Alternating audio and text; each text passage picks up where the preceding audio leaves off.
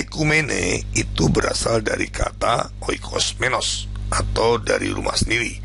Jadi kalau kita mendengar kata-kata konsili ekumenis, itu yang dimaksud adalah konsili yang mengumpulkan semua gereja-gereja Katolik yang terpisah secara geografis.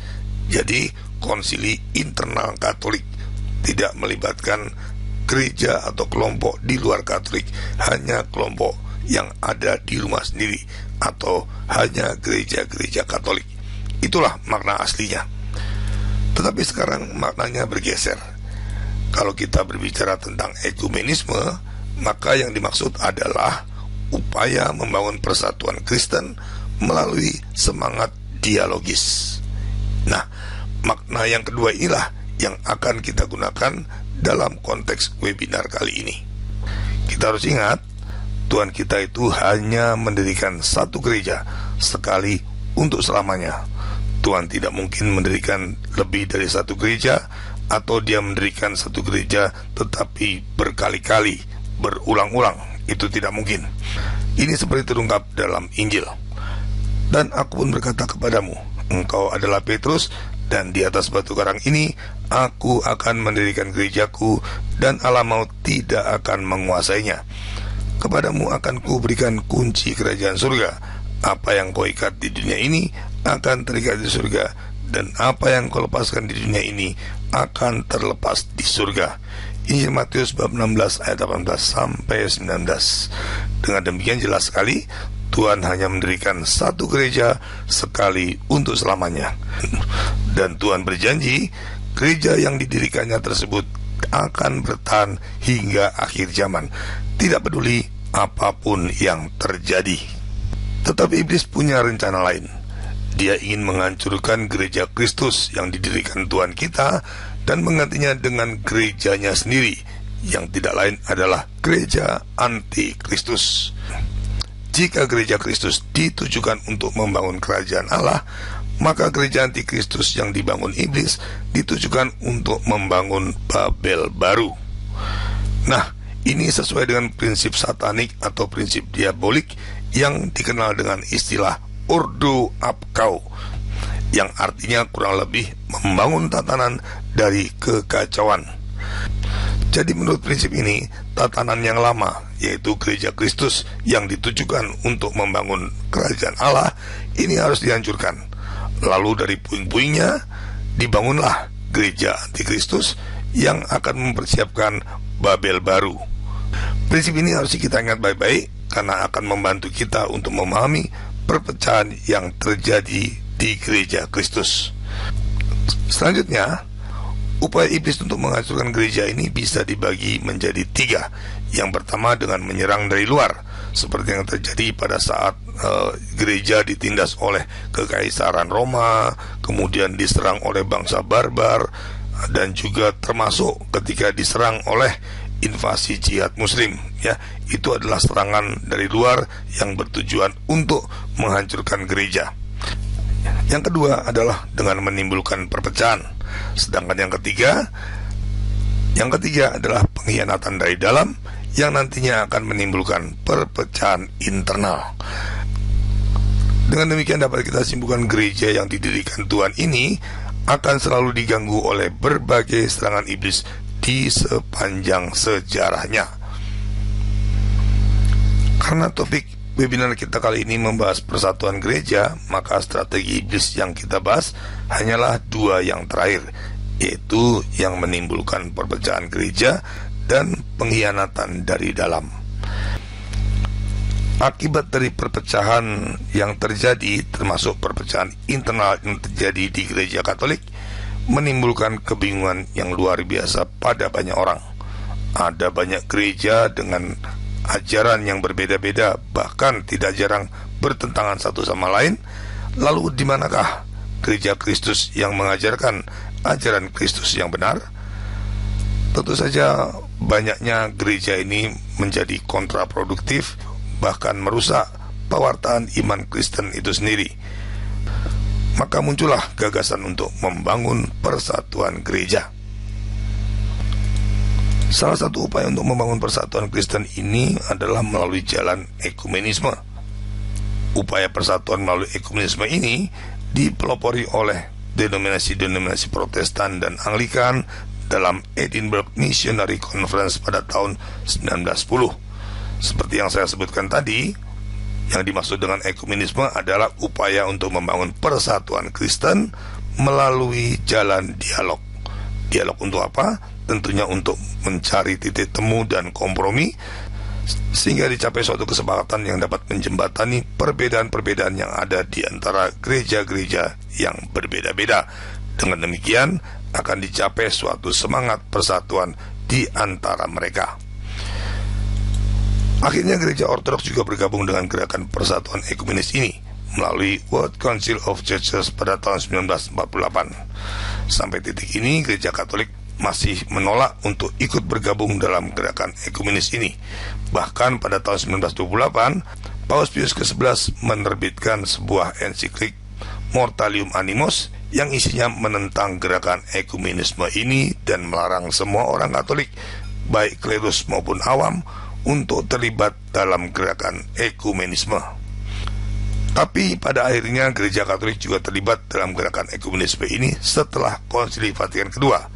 Ini seperti yang tertulis dalam dokumen Unitatis Redintegratio. Nah, kemudian muncul pertanyaan, bagaimana mungkin gereja Katolik terlibat dalam gerakan ekumenisme yang sudah dilarang oleh Paus Pius ke-11 dalam dokumen Mortalium Animos? Para pendukung konsili mengatakan demikian. Ekumenisme yang dianjurkan dalam dokumen Unitatis Redintegratio tujuannya berbeda.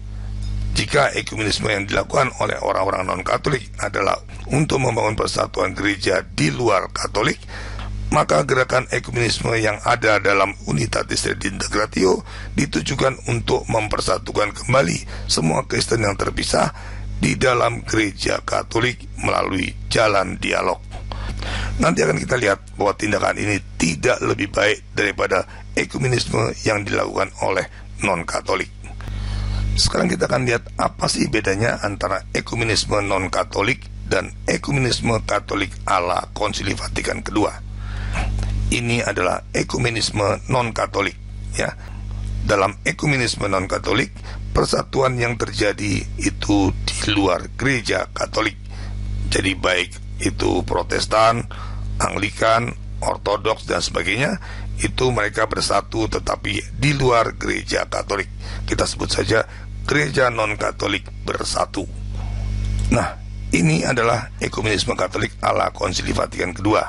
Ya, kita bisa lihat di sini gereja konsili dengan alasan untuk membangun dialog, mereka terus melakukan perubahan dan kompromi-kompromi sedemikian rupa sehingga gereja-gereja lain dapat dipersatukan di dalamnya. Tepat inilah yang membuat perpecahan internal. Mengapa demikian? Karena orang-orang tradisional itu menolak untuk berubah, menolak untuk membangun kompromi-kompromi dengan alasan kemajuan zaman, mengikuti perkembangan zaman dan sebagainya. Mereka berusaha tetap setia pada ajaran iman para rasul.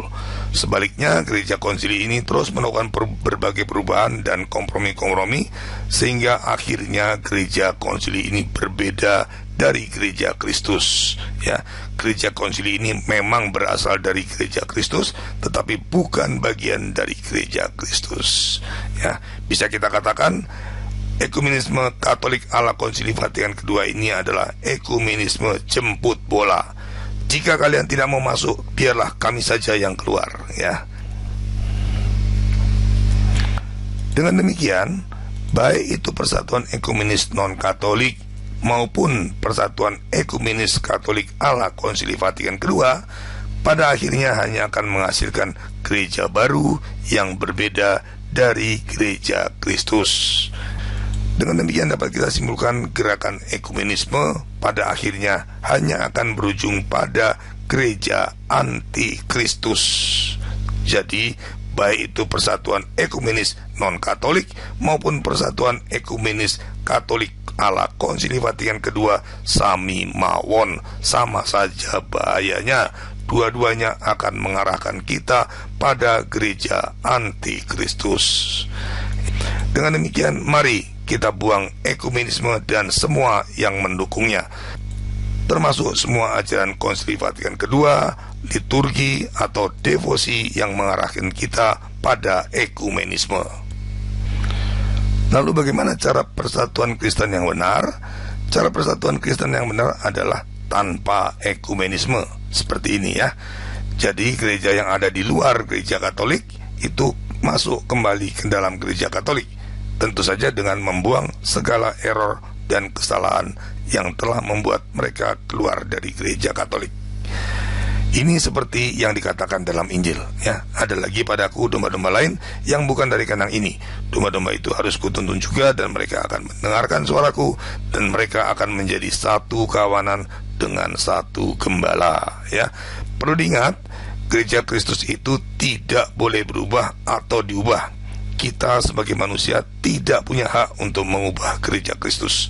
Maka dari itu yang berubah yang lain ya, yang bukan gereja Kristus itulah yang berubah. Maka semua yang terpisah dari gereja Kristus atau gereja Katolik harus kembali dengan cara melepaskan semua yang telah memisahkan mereka dari gereja Kristus. Jadi di sini tidak ada dialog ya, tetapi konversi ya. Vatican II, blasphemously as ever, even more heretical than before, demands ecumenism. Ecumenism in a new sense, not in the old classic sense of talking about everything that belongs to the house, as Leo XIII just described the church, the house, and the oikomene, everything that belongs to the house. Ecumenism nowadays means everything that belongs to that strange, very, very mythical, not mystical, but mythical house of all the churches and all mankind and everybody anyway. It is hard to believe that Vatican II would really dare to say the following, but it did. Unitatis Redintegratio number 3. After having stated there's only one Church of God, they nevertheless deface themselves when they say, according to the condition of each church or community, these liturgical actions most certainly can truly engender a life of grace, and one must say can aptly give access to the communion of salvation. They are talking about Protestant services. I give you the whole paragraph. The brethren divided from us, Leo XIII just said, quoting St. Cyprian, they are not just divided from us, they are not our sister churches, they are the enemies of Christ. Not for Vatican II, perhaps because Vatican II is the enemy of Christ. The brethren divided from us also carry out many liturgical actions of the Christian religion in ways that vary according to the condition of each church or community. These liturgical actions most certainly can truly engender a life of grace, and one must say can aptly give access to the communion of salvation. So here we hear that the Protestant Mass of Thomas Cranmer in the Cathedral of Canterbury in England can truly give access to the community of salvation. This is heresy and it is blasphemy. This is not proximate heresy, this is direct heresy. This is condemning the Pope's judgment on the Protestant churches. It is condemning the popes that excommunicated Henry VIII and his followers. It is condemning the pope that excommunicated Martin Luther and his followers. It is condemning the popes that said if you go to a Protestant church on Sunday, you are excommunicated. This one line alone would be sufficient to grab this whole book and dump it where it belongs, in the trash can.